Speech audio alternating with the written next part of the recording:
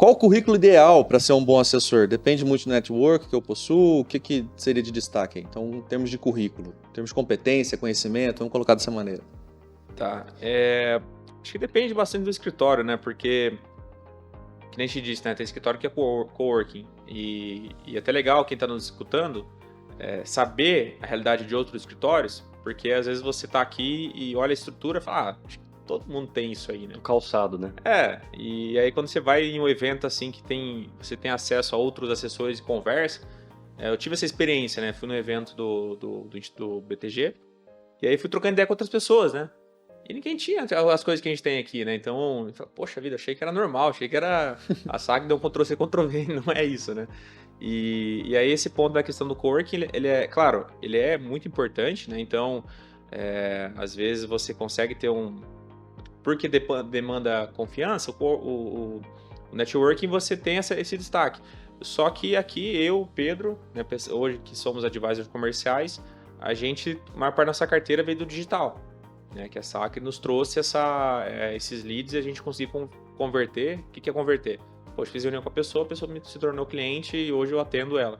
Né? Então, sim, o network é importante, a gente já viu vários casos de pessoas que trazem, sim, pessoas que já conhecia antes, mas não é excludente. Né? Aqui na SAC a gente tem vários exemplos de pessoas que não conheciam ninguém, até pessoas que eram de outra cidade, vieram para cá e conseguiram ir crescendo, né? Estão crescendo na profissão. E voltando à questão do currículo, sim, a Ancor ela é essencial. Eu lembro que o Blanco, quando fui... É a carteira de motorista. Fui para ser promovido, ele falou, cara, Ancor, beleza. Então, Ancor é a única coisa que você tem que ter, senão não tem como você se tornar assessor. Né? Mas a questão da vontade mesmo, sabe? No sentido de... Vou dar um exemplo que o Pedro ele usou, eu queria até complementar, mas o Pedro já trouxe. Mas, por exemplo, quando meu início de carreira, eu recebi a reunião, né? Então, no digital. E eu percebi essa oportunidade da noite, né? Que as pessoas não pegavam reunião à noite. E eu falei, cara, pera lá. Vamos pensar o seguinte, né? O cliente ali, ele chega em casa, não pode fazer reunião. Eu tenho vários clientes que são de multinacional.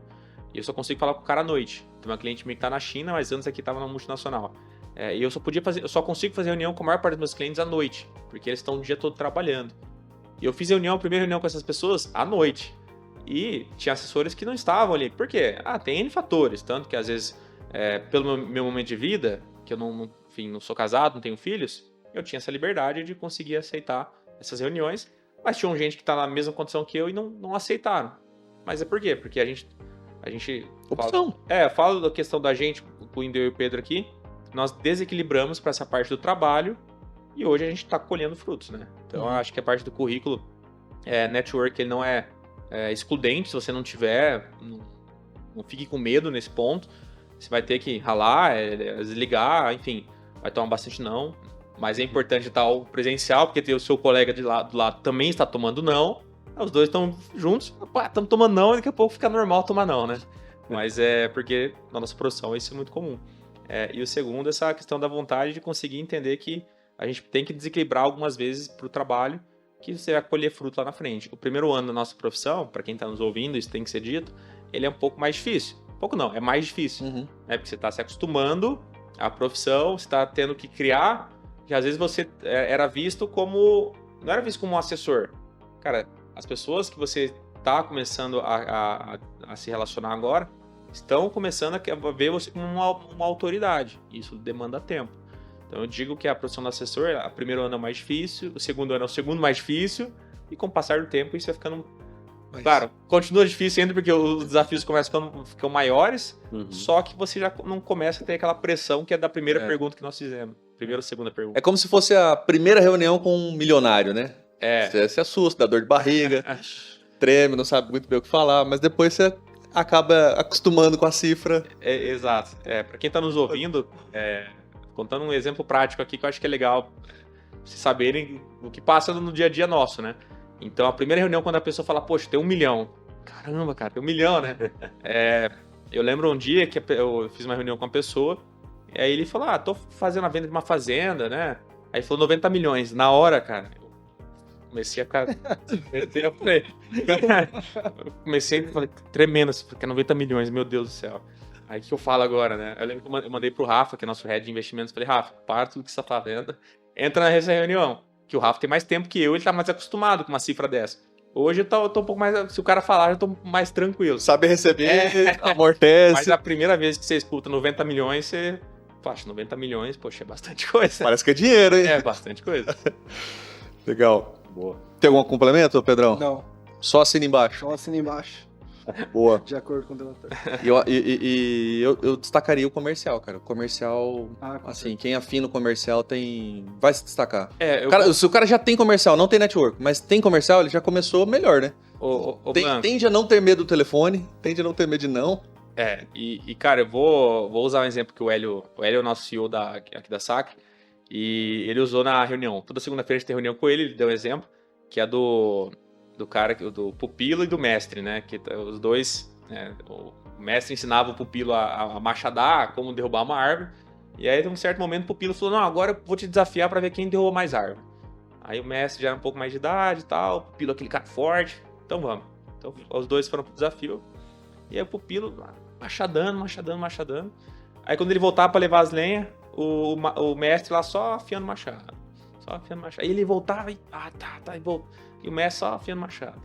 Aí quando acabou o desafio, o mestre, ele trouxe mais do que o dobro da lenha do que o pupilo, né? E ele falou, caramba, eu só vi você sentado ali afiando machado. É exatamente isso, né? Então ele ficou ali, ele ia lá, derrubava a árvore, voltava e afiava o machado. E esse é um exemplo tão legal, porque, por exemplo, a gente gosta de futebol, somos palmeirenses, né? O jogador do Palmeiras, ele não entra em campo sem treinar. Ele treina antes, ele não treina dentro de campo. E é da nossa profissão de comercial. Eu não posso ficar treinando com o cliente. Cara, eu tenho que treinar antes, né? Quantas vezes eu não fiquei falando sozinho, treinando um discurso que eu ia dar, né? Que eu ia... A forma que eu ia falar alguma coisa, me preparava antes, né? Que quando você tem conhecimento, você fica mais preparado e passa mais confiança. E nós, como somos novos, cara, se a gente não passar confiança, quebra na hora. Então, acho que é legal usar esse exemplo do jogador, que ele não treina em campo. Claro, em campo ali ele vai jogar, mas ele treina antes e entra no comercial. Muita gente acha que comercial é tipo aquele cara que é despojado, que vai sair falando, que não tem método. Tem técnica, pô. Tem muita técnica, né? E aí, às vezes, vale a pena você treinar antes do que treinar dentro de campo. Eu só discordo da sua fala da parte do palmeirense, mas o resto... o resto tá tudo bem. É um corintiano. Acho que um ponto bom na questão do afiar o machado, né? Estudando treinamentos e tudo mais, você vê assim, como que, por exemplo, às vezes você terminou uma ligação com um cliente, né? Faz diferença você parar depois que você terminou a ligação e ficar pensando assim, no que você falou pra ele, no que daria pra melhorar, porque... Saída automático, né? Exatamente, porque assim, nessa questão de currículo, né? Dentro da vontade, acho que eu também citaria assim, beleza, o cara tem que ter mais aversão ao comercial, mas eu acho que ele tem que ter comportamentos comerciais, não é que ele tem que ser o cara comercial, né? Porque, bom, isso aí é treinável e tudo mais, mas assim, se ele tiver predisposição, porque hoje, para e pensa assim, infelizmente a gente tem um comportamento errado, né? A gente termina uma tarefa, sei lá, vai mexer no celular. Vamos pra próxima. Colega, né, e tal. Entra no automático mesmo, né? Exatamente. Então, a ação deliberada é poderosa, né? Quando eu liguei pro cliente, eu estou falando com o cliente, terminei, fiz uma depuração disso, tende a gerar ensinamentos, né? Vou prolongar um pouco, mas a ação deliberada entra muito naquela teoria que se você fizer algo por 10 mil horas, não sei se vocês já ouviram essa... Se você fizer algo por 10 mil horas, você vai se tornar bom naquilo. Eu conheço gente que já fez algo por mais de 10 mil horas e não é bom. Mas como assim, né? Por quê? Quebrou a teoria. Porque essa pessoa não fez uma ação deliberada. Ela não tá ali fazendo isso e melhorando. Handball. Pedro aqui é atleta de handball. Não é porque o cara pode ter jogado muito que ele é bom. Isso para caramba. Por quê? Mas no caso o Pedro é bom ou não? Eu tinha que chutar essa bola aqui, cara, pô. Não dava pra deixar ela aí. O Pedro, ele é bom, mas nunca ganhou do meu time, então... A gente nunca jogou contra, tá? Pra deixar bem claro. Só pra deixar bem claro. Corta essa parte. Eu acho que o jogo tá marcado já, então. Não, hoje não.